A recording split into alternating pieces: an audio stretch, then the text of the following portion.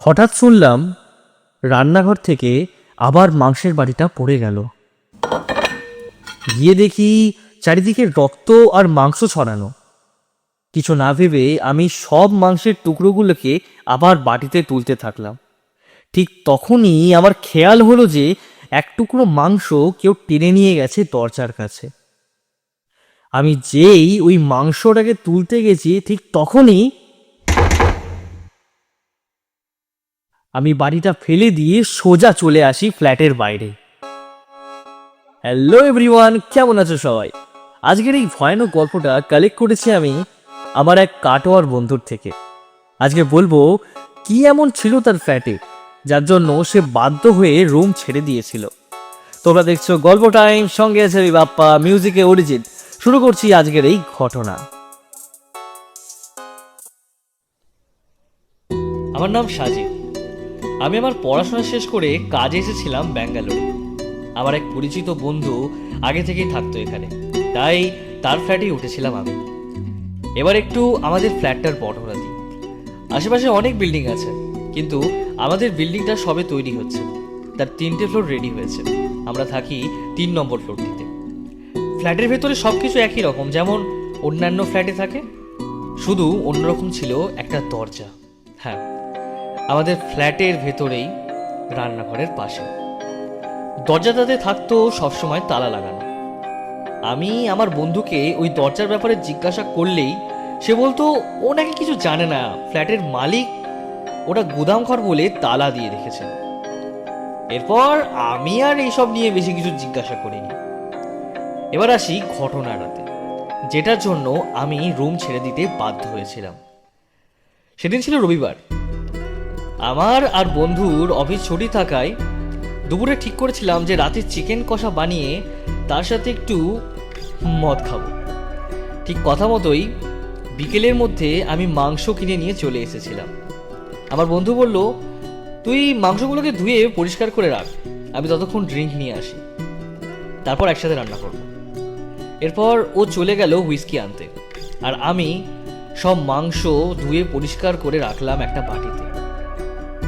রান্নাঘরের বাড়িটাকে রেখে আমি চলে গেলাম ড্রয়িং রুমে একটু টিভি দেখতে। ঠিক 10 থেকে 15 মিনিট পরেই আমি রান্নাঘর থেকে কিছু একটা পড়ে যাওয়ার আওয়াজ পেলাম।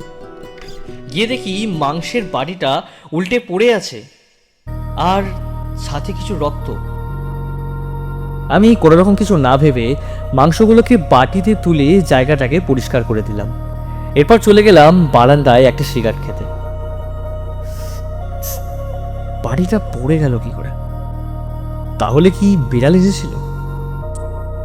কিন্তু আমি তো কোনো আওয়াজ পাইনি। হতে পারে টিভি দেখছিলাম তাই শুনতে পাইনি। এইসবই ভাবছিলাম বারান্দায়। তারপর সিগারেট শেষ হতেই চলে এলাম আবার রান্নাঘরে। কিন্তু এ কি, এখানে এখনো রক্ত পড়ে আছে। আমার স্পষ্ট মনে আছে যে আমি জায়গাটা পরিষ্কার করেই গেছিলাম। বড্ড অদ্ভুত লাগলো ব্যাপারটা। কিন্তু তার থেকেও অদ্ভুত ছিল 3টে আঙুলের দাগ, যেন কেউ রক্তটাকে আঙুল করে টেনেছে। আমি আর সেরকম কিছু না ভেবে জায়গাটা আবার পরিষ্কার করে দিলাম। তারপর চলে গেলাম আবার ড্রয়িং রুমে সেই টিভি দেখতে। হঠাৎ শুনলাম রান্নাঘর থেকে মাংসের বাটিটা পড়ে গেল। গিয়ে দেখি চারিদিকে রক্ত আর মাংস ছড়ানো। কিছু না ভেবে আমি সব মাংসের টুকরোগুলোকে আবার বাড়িতে তুলতে থাকলাম। ঠিক তখনই আমার খেয়াল হলো যে এক টুকরো মাংস কেউ টেনে নিয়ে গেছে দরজার কাছে। আমি যেই ওই মাংসের টুকরোটাতে হাত দিতে গেছি ঠিক তখনই আমি বাটিটা ফেলে দিয়ে সোজা চলে এলাম ফ্ল্যাটের বাইরে। তারপর এসেই ফোন লাগালাম আমার ওই বন্ধুটাকে। ভাই ভাই, তুই কোথায় আছিস? তাড়াতাড়ি আয় এখানে, এখানে কিছু অন্যরকম আছে। আচ্ছা আচ্ছা, বুঝেছি। তুই বাইরে কিছুক্ষণ দাঁড়া, আমি আসছি। এরপর বন্ধু আসলেই আমি ওকে সব কথা বলি। ও সেসব শুনে বলে এটা নাকি অনেক সাধারণ ব্যাপার, ওর সাথেও নাকি এরকম অনেকবার হয়েছে। তারপর দুজনাই ঘরে গিয়ে রান্না করে রাতের খাবার খেয়ে শুয়ে পড়লাম। সকালে উঠে যে আমাকে এরম কিছু দেখতে হবে সেটা আমি আশাই করিনি। আমি ওই দরজার দিকে তাকিয়ে দেখি গোটা দরজাতে আঁচড়ানোর দাগ, যেন কোনো বন্য জন্তু এই কাজ করেছে। সেই দাগ দেখতে আমি যেই দরজার কাছে গেছি ঠিক তখনই, এরপর আর ওখানে থাকার প্রয়োজন মনে করলাম না আমি। সেই দিনই আমি ফ্ল্যাট ছেড়ে অন্য জায়গায় চলে গেলাম। এরপর আমার বন্ধুটাও ফ্ল্যাট ছেড়ে দেয় কয়েকদিন পরে। ও বলে নাকি আমি চলে যাওয়ার পর নাকি এরকম ঘটনা নাকি অনেক বেড়ে যাচ্ছিল। ওর খালি মনে হচ্ছিল এই বাড়িতে ও একা নেই, কেউ আছে ওর সাথে। তো এই ছিল আজকের ঘটনা। তোমরা দেখছিলে গল্প টাইম, সঙ্গে ছিলাম আমি বাপ্পা, মিউজিকে অরিজিৎ।